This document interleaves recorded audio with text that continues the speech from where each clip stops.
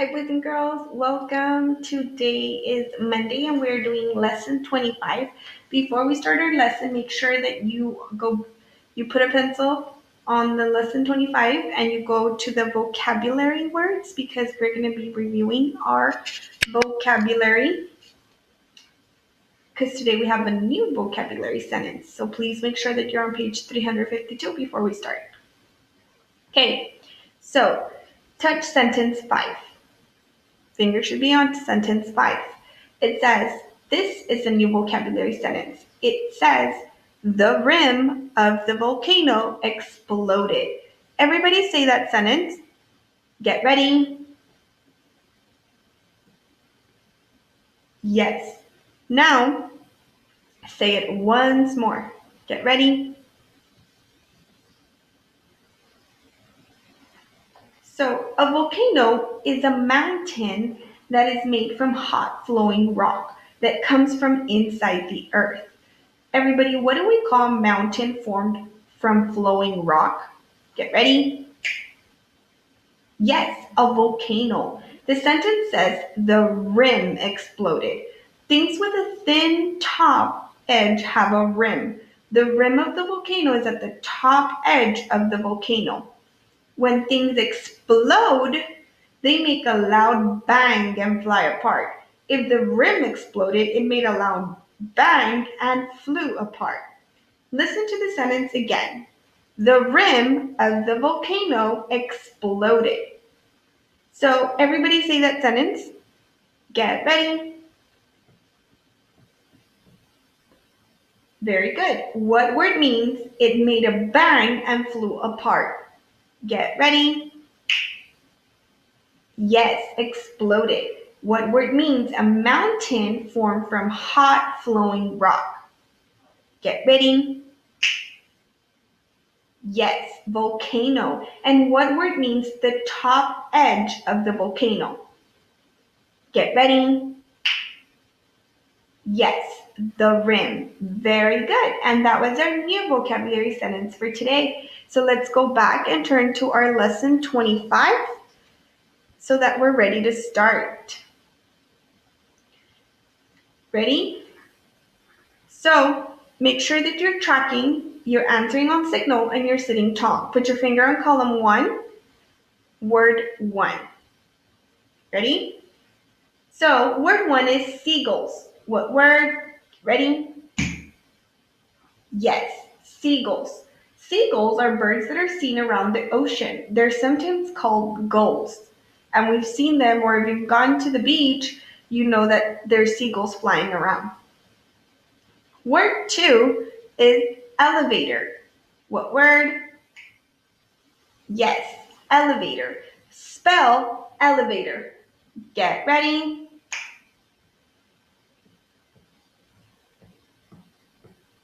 Awesome. Word 3 is surface. What word? Yes, surface. Spell surface. Get ready. Good job. Word 4 is pirates. What word? Yes, pirates. Spell pirates. Get ready. Awesome. Word 5 is instant. What word? Yes, instant. Spell instant. Get ready. Word 6 is handkerchief. Handkerchief. What word? Yes. So go ahead and spell handkerchief. Get ready.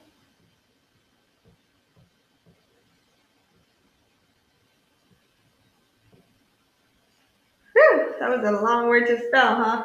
Okay, very good. Now let's go to column 2. Are you ready? Finger on word 1. And Ms. Gomez's hair can't seem to stay put. Okay, let's continue. So, number 1. What words? Yes, first mate. The first mate is a crew member who is the captain's main helper. So it's like his main assistant. Word 2. What word? Mast. The mast on a ship is a tall pole. Some masts are used to hold sails in place. Word 3. What word? Engineer. The engineer on a ship is the crew member who makes sure that the engine is running well. Word 4. What word? Silent. Good reading. Now let's go over to column 3. Ready? So, finger on word 1. Word 1. What word? Yes, galley. And we had heard this in our book before in our second grade reading program. Remember that the galley is the kitchen on a plane or a ship. Everybody, what do we call the kitchen on a ship? Get ready. Yes, galley. Very good. Word 2. What word? Yes, stern. The stern of a ship is the back of the ship. Everybody, what do we call the back of the ship? Get ready. Yes, stern. Word 3. What word? Yes, touch. Word 4. What word? Yes, pretend. Word 5. What word? Yes, roughed. Now let's go over to column 4, fingers on word 1. All these words have an ending. Word 1. What word? Yes, exciting. Word 2. What word? Yes, powered. Word 3. What word? Yes, squawking. Word 4. What word? Yes, sliced. Let's go over to column 5, fingers on word 1. So these words are compound words. The first part of each word is underlined. Word 1, what's the underlined part? Get ready. Yes, hail. What's the whole word? Get ready. Yes, hailstone. Fingers on word 2. What's the underlined part? Get ready. Yes, spy. What's the whole word? Get ready. Yes, spyglass. Word 3. What's the underlined part? Get ready. Yes, tip. What's the whole word? Get ready. Yes, tiptoe. Very good. So for today, we don't have an information passage that we read before the story. So you're going to go ahead and press pause at this time of the video and read the story on your own. And then press play when you're ready for Ms. Gomez to read it to you and ask you questions. Okay, so by this time you should have already read the story on your own. And now I'm going to read it to you. Your job is to track with your finger and answer the questions that I will ask you as we go along. So let's start. It says, looking for something to do. Etta and Carla had dashed out of the map room. They had run to the stern of the ship, where they watched the seagulls that followed the ship. The girls watched the waves roll off the stern of the ship. Everybody, where had they come from? Get ready. Yes, the map room. Where were they now? Get ready. At the stern of the ship. Is that the front of the ship or the back? Get ready. Yeah, it's the back of the ship, right? Let's continue reading. So, then the girls ran to the galley. The cook was busy. They tried to talk to him, but the only thing he wanted to talk about was how much his new gold tooth hurt. After the girls spent about 5 minutes in the galley, they went to the engine room. First, they were in the map room. Everybody, where did they go next? Get ready. The stern. Don't forget about the stern. And then where did they go after the stern? Get ready. The galley. And what happens in the galley of a ship? Get ready. Yeah, meals are prepared there, right? Lunch, dinner, and breakfast.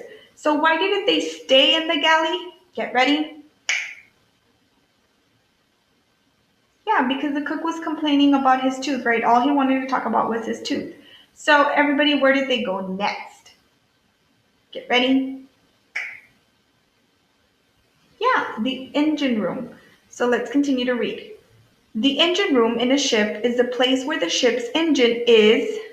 Some ships have engines that are, we're going to go over to this next slide, as big as a schoolroom. The engine of a Captain Parker ship was not that big. It was about the size of a small truck. The engineer looked at the girls and said, "What do you think you're doing here?" They told him that they were looking around. He replied, "If you want to stay here, I'll put you to work. So if you don't want to work, get out." Say that the way the engineer said it, starting with if. Get ready.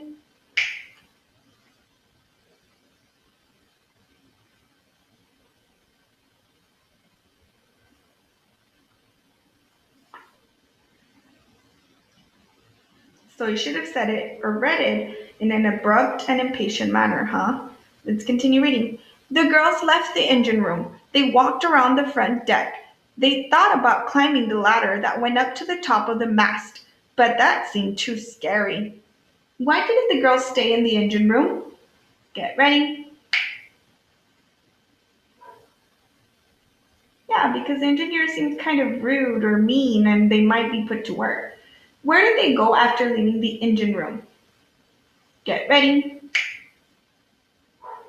Yeah, to the front deck, right? The bow. They thought of climbing the mast. Everybody turn the page and touch the mast in the picture. So if we turn the page, which we were anyways, you could see in this picture it's labeled and you could see the mast, which is right here. So put your finger on the map room.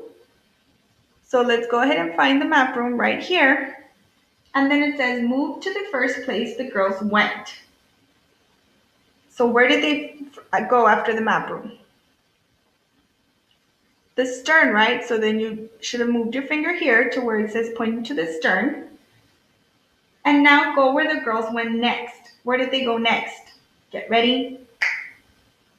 Yeah, the galley. So then you should be over here in the galley. And then after the galley, where did they go next? Get ready. The engine room. So then you go back over here because these are the stairs to the bottom where the engine is at, right? The engine room. And then what place now, where did they go after the engine room?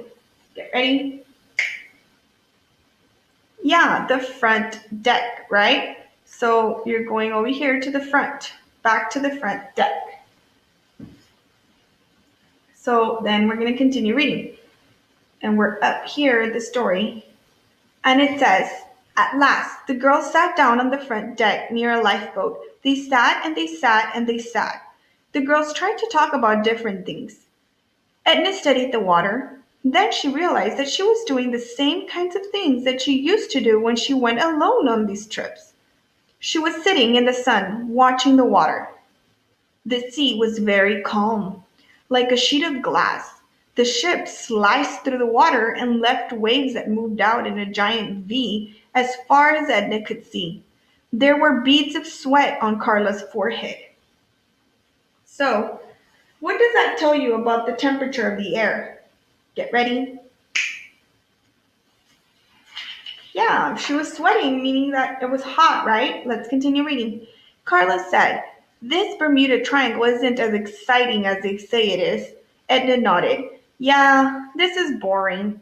For a moment, the girls were silent. Edna heard the squawking sound of the seagulls and the steady hum of the great engine that powered the ship. Then Carla said, I wish we had our own boat. Then we could have some fun. I could be captain and you would be my first mate. The girls looked at each other and smiled. Edna said, Why don't we pretend that we have our own ship? Carla said, I see a boat we can use for our game. She pointed to a lifeboat that was hanging at the side of the ship. It was ready to be lowered into the water in case of trouble. Edna shook her head no. She said, Remember what my dad told us. Stay away from the lifeboats. Oh, come on, Edna. We won't get in trouble if we are careful. We won't touch anything. We'll just sneak into the lifeboat and play for a while. No, Edna said slowly, looking at the lifeboat. Edna hadn't made up her mind to do it, but she looked around to see if any of the crew members could see them. She was just trying to figure out how hard it would be to sneak into the boat. No crew members were in sight. Come on, Carla said with a big smile. Come on, Edna. So, everybody, what did Carla want to use for their pretend ship? Get ready. Yeah, the lifeboat. And what did Edna first think of the idea of using the lifeboat? Get ready. Yeah, that she didn't want to do it, right? How many crew members were watching? Get ready. None, right? So what do you think the girls will do? Get ready. I guess we'll find out, right, when we read the next part of the story. So for now, this is it for our story. We leave off Carla and Edna thinking about using the lifeboat to play. And remember to do the questions, number your paper from 1 through 26, write a heading on your paper, answer the questions in your textbook and in your workbook as well. Don't forget to take a picture of textbook and workbook and submit your work. Bye.